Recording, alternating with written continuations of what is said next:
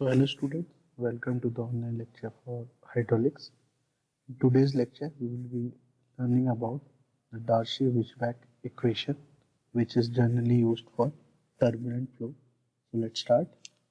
Before moving to Darcy-Weisbach equation, first of all, we have to find out that what is a turbulent flow. जैसे कि आप जानते हैं कि turbulent flow in case of pipe, it is defined by the Reynolds number, which is denoted by RE.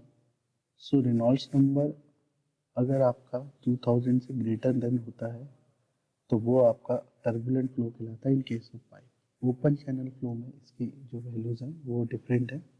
So Reynolds number is basically the ratio of inertial force upon the viscous force. Okay, it is a unitless quantity and it has a number and which is shown here 2000 से अगर Reynolds number greater होगा pipe के लिए तो that flow will be consider as a turbulent flow. So Darcy Weisbach equation basically आपका use होती है for calculating the frictional loss in turbulent flow. जैसे कि आपको पता है कि पाइप के अंदर कुछ लॉसेज होते हैं, some are minor losses, some are major losses. So we have to calculate the losses. First type of loss is frictional loss. So इस केस में हमने यहाँ पर एक पाइप कंसीडर करा है, एक सेक्शन कंसीडर करा है पाइप का, whose pressure at section 11 is P1, velocity is V1, Z1 is the datum height, and similarly P2 is the pressure at the outlet or section 2, which is direction is inward.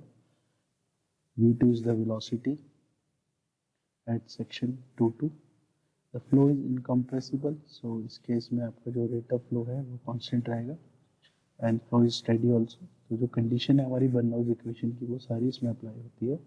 So as you all know that for pipe flow A1 equal to A2, अगर pipe आपका same cross section का है through out, section 1 पे जो area होगा वही section 2 पे and other section भी सेम होगा if the pipe is uniform. So from continuity equation as you know that A1 V1 equal to A2 V2, so यहाँ से हम अगर A1 और A2 आपका सेम है तो we get V1 equal to V2। Similarly for अगर pipe अगर क्रॉस सेक्शन आपका चेंज नहीं हो रहा है तो उस केस में जो वेलोसिटी है वो भी आपकी सेम रहती है। Also Z1 is equal to Z2 because pipe is in horizontal condition। So Darcy Weisbach equation की कुछ assumptions है। सो इस केस में जो फ्रिक्शनल रेजिस्टेंस है जिसको हम F डैश से डिनोट करते हैं, it varies as v to the power n, where n is 1.5 to 2। Generally हम लोग n की वैल्यू लेते हैं फॉर फ्रिक्शन रेजिस्टेंस और for calculating the Darcy Weisbach equation we take n equal to 2। Also the frictional resistance is proportional to density of fluid, it is proportional to area of surface in contact, जो area आपका contact में है water से या fluid से। It is independent of pressure and it depends on the nature of surface in contact. तो अगर आपका सरफेस रिजिड है या रफ है तो उस हिसाब से इसमें फ्रिक्शन रेजिस्टेंस वेरी करेगा। तो therefore applying Bernoulli equation on the above figure we get P1 upon rho g plus V1 square upon 2G plus Z1 equal to P2 upon rho g plus V2 upon P2 square upon 2G plus Z2 plus HF। Here HF is the head loss. यहाँ से हमने HF calculate करा है which becomes P1 upon rho g minus P2 upon rho g। We give this equation as number 1। So by using F dash as frictional resistance per unit area of surface per unit velocity, अगर F dash small f dash आपका frictional resistance per unit area per unit velocity है तो उस case में जो total frictional force होगी that is denoted by capital F1, it is F dash into area into velocity। F dash है उसको हम एरिया इंटू वेलोसिटी से अगर करें तो टोटल फोर्स हमें फ्रिक्शनल रेजिस्टेंस फोर्स हमें वैल्यू मिल जाएगी। So from here it becomes F dash, तो आपका फ्रिक्शनल रेजिस्टेंस है। एरिया पाइप के केस में आपका क्या होगा, पाई डी एल होगा और वेलोसिटी आपकी v to the power n है। Here n is taken as 2 as we have already discussed, so the final equation become F dash into pi dl into v square। okay, so also from Newton's law, तो Newton's law के हिसाब से force आपका mass into acceleration होता है। Here F is the resultant force in direction of flow. तो जो resultant force है जैसे कि आप यहाँ पर डायग्राम में देख पा रहे हैं ये जो फोर्स है, रिजल्टिंग फोर्स जो होगी फ्रिक्शन की वजह से वो आपके अपोजिट डायरेक्शन में पड़ेगा, वेलोसिटी को वो कम करना चाहेगी, तो that will be in opposite direction of the flow. So here F1 या F जिसको हम कह रहे हैं उसको हम लोग नेट फोर्स हम कैलकुलेट करेंगे. P1A that is the force in direction. अगर हम यहाँ पर इसको पाइप को बनाते हैं, ये है, तो आपका जो इस डायरेक्शन में है in the direction of flow वो P1A है. P2A is in the opposite direction of flow, and F1 is in the drag force, that is F1. So from this, equating all the forces, at forces equal to 0. So P1 minus P2 equal to F1 upon A. On solving this and putting the value of F1, we get P1 minus P2 equal to F dash 4 FL V square upon D. ये equation हमें मिली. Dividing both side by rho g we get h f. तो आपको पता है अगर P1 upon P2 को हम लोग रो जी से डिवाइड कर देंगे तो दैट बिकम्स एच एफ.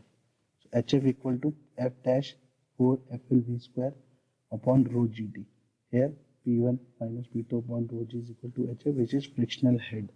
सो अगर आपको फ्रिक्शनल हेड कैलकुलेट करना हो तो you can use this equation that is f dash f L V square upon rho g d. Also from an equation we have f dash upon rho equal to cf upon 2. ये equation हमें पहले से given है. here cf is the coefficient of friction. अगर हमें coefficient of friction का formula हम लोग यूज करें तो उस केस में cf equal to 2f dash upon rho. so by putting this value of f dash in equation number above equation or equation number 2 you can say, we get HF equal to CF 4 FLV square upon 2GD. So कहीं कहीं books में आप देखेंगे 2GD भी दिया है, तो उस केस में जो F डैश की जगह यहाँ पर आपको CF कोफिशिएंट ऑफ फ्रिक्शन की वैल्यू अगर आपको गिवन है तो you will use the formula HF equal to CF 4 FLV square upon 2GD. और अगर आपको फ्रिक्शनल फैक्टर की वैल्यू गिवन है तो F dash 4 FLV square upon 2GD. So these two are different formulas for different conditions. Okay. So अगर हम इसको यहाँ पर यूज करें तो H F equal to F L V square upon 2GD. So this equation is valid for laminar as well as turbulent flow. तो ये दोनों कंडीशन के लिए, अगर सिर्फ आपको टर्बुलेंट के लिए निकालनी है तो you can use the formula of c f also. So यहाँ पर एक इसमें उन्होंने मैंने आपको यहाँ पर एक कन्वर्जन बताया. आपके लिए इंपॉर्टेंट सिर्फ ये वाला पार्ट है कि you can also calculate the Reynold number using the F value. Okay, so for in case of laminar flow, F is equal to 64 upon RA. So you can also go through this certain equation. पर आपके concern में आपको सिर्फ ये formula important आपको याद रखना अभी. F equal to 64 upon RA. Okay, ये भी यहाँ पर इसको आपको दिखा रखा है कि अगर लेमिनार फ्लो है तो उस केस में आपको जो CF की वैल्यू है that becomes 16 upon RA. Okay, so that's all for today. Till then, take care, be safe.